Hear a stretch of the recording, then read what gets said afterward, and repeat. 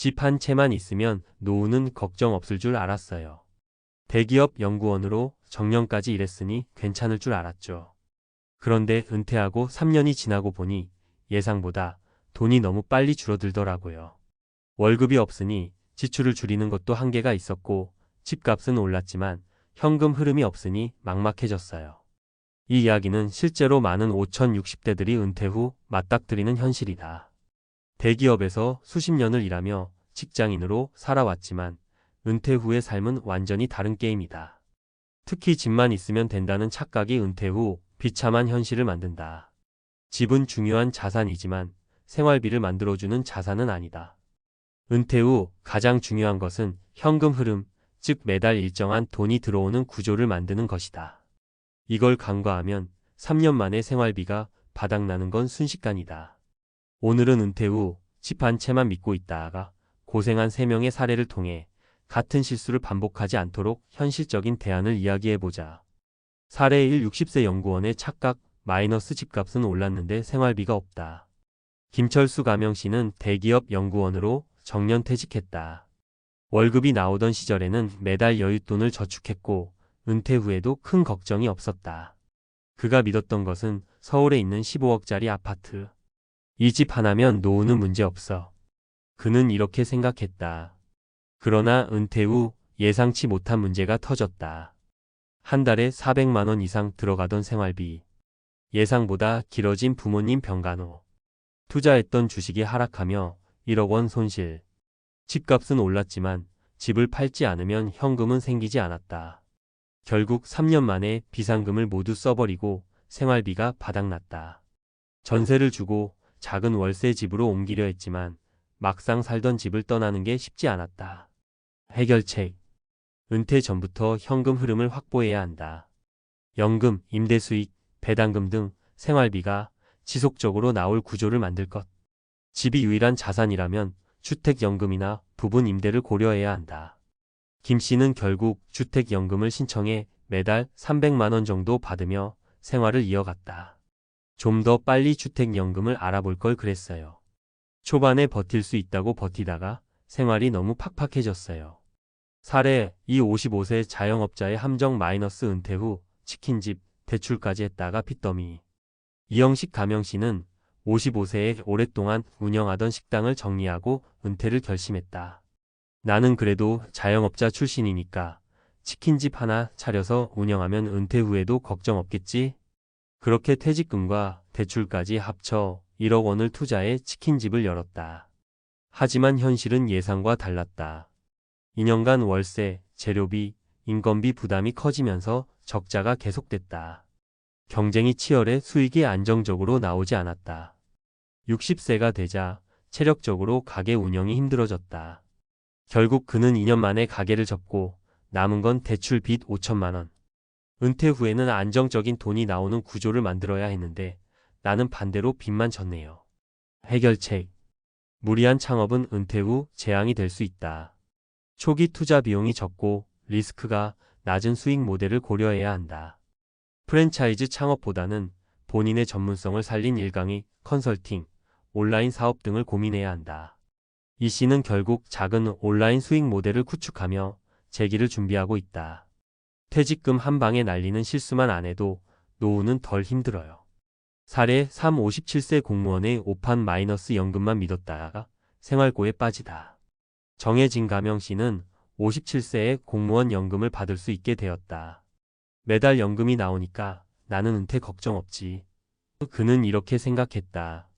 하지만 막상 은퇴하고 나니 문제가 생겼다. 매달 나오는 연금은 250만 원. 하지만 생활비는 350만 원 이상. 여행, 취미생활, 자녀 지원까지 하다 보니 적자가 계속됐다. 연금이 나오니까 안심했는데 예상보다 돈이 빨리 줄어들었어요. 게다가 물가가 올라서 5년 뒤엔 지금보다 더 힘들어질 것 같아요. 그는 결국 60세에 마트에서 아르바이트를 하며 생활비를 충당해야 했다. 해결책. 연금만으로 충분할지 현실적인 계산이 필요하다. 지출을 미리 줄이고 생활비 절감을 위한 대비를 할 것. 연금 외에 추가적인 소득원을 마련해야 한다. 정 씨는 지금 온라인 강의 플랫폼을 통해 공무원 시험 관련 강의를 시작했다. 미리 준비했더라면 더 쉽게 할 수 있었을 텐데 지금이라도 할 수 있는 게 있어서 다행이에요. 결론, 당신의 은퇴를 망치지 않으려면 집 한 채만 믿지 마라. 현금 흐름이 없다면 생활이 어렵다. 무리한 창업은 금물. 퇴직금으로 위험한 도박을 하지 마라. 연금만으로 부족하다. 추가 소득원을 반드시 만들어라. 은퇴 후에는 어떻게 돈이 들어오는지가 가장 중요하다. 지금부터라도 현금 흐름을 만드는 방법을 고민하자. 여러분은 은퇴 후 어떤 준비를 하고 있는가? 지금 바로 현실적인 계획을 세워야 한다. 그래야 3년 만에 생활비가 바닥나는 충격적인 현실을 피할 수 있다. 집 한 채 믿었다가 은퇴 3년 만에 생활비가 바닥났다. 마이너스 그 이후 현실적인 해법. 많은 사람들이 내 집 한 채만 있으면 노후 걱정은 끝이라고 생각한다. 그러나 현실은 다르다.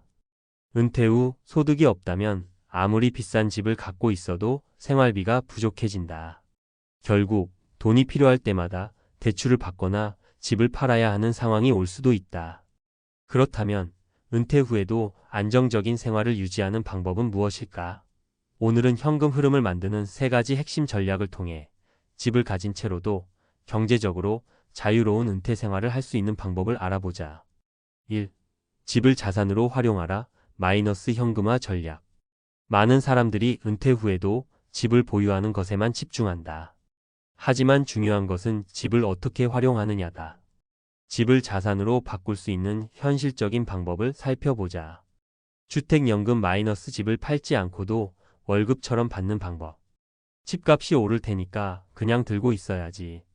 많은 사람들이 이렇게 생각하지만 집값은 올라도 당장 생활비가 부족하면 의미가 없다.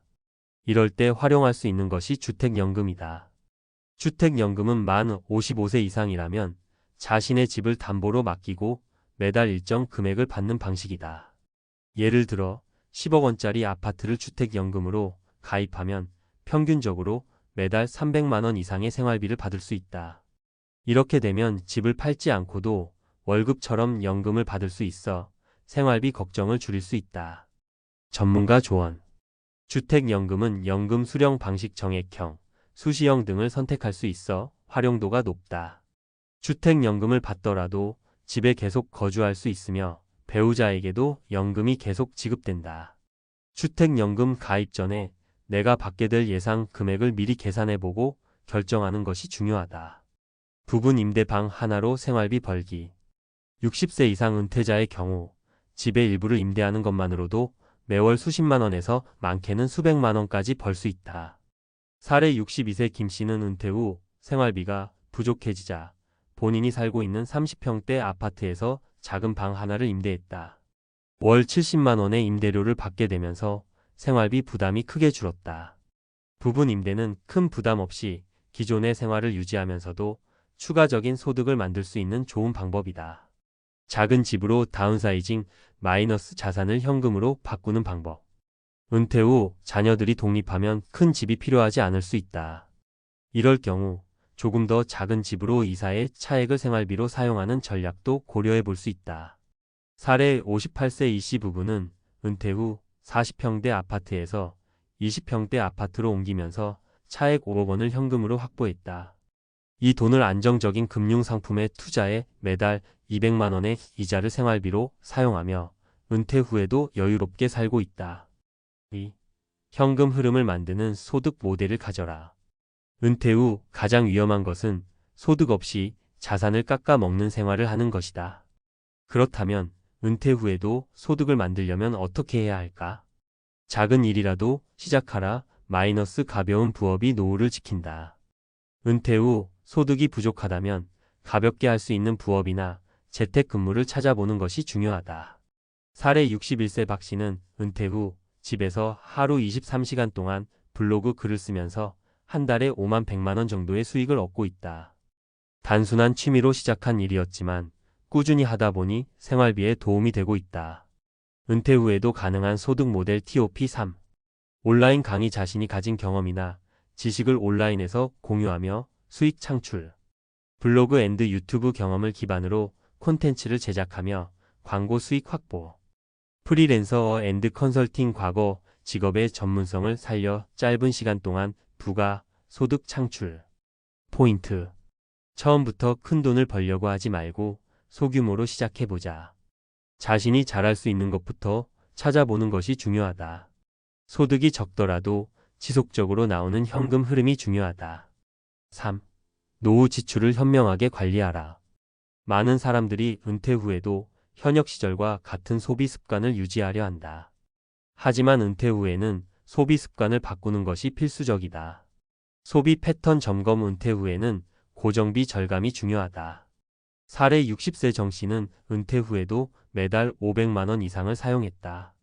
외식, 해외여행, 자녀 지원 등을 하다 보니 예상보다 지출이 빨리 늘어났고 결국 3년 만에 생활비가 바닥났다.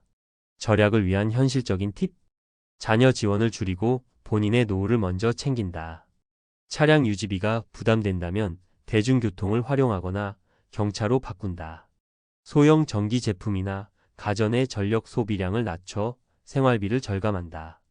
결론. 은퇴 후에도 돈 걱정 없이 사는 법.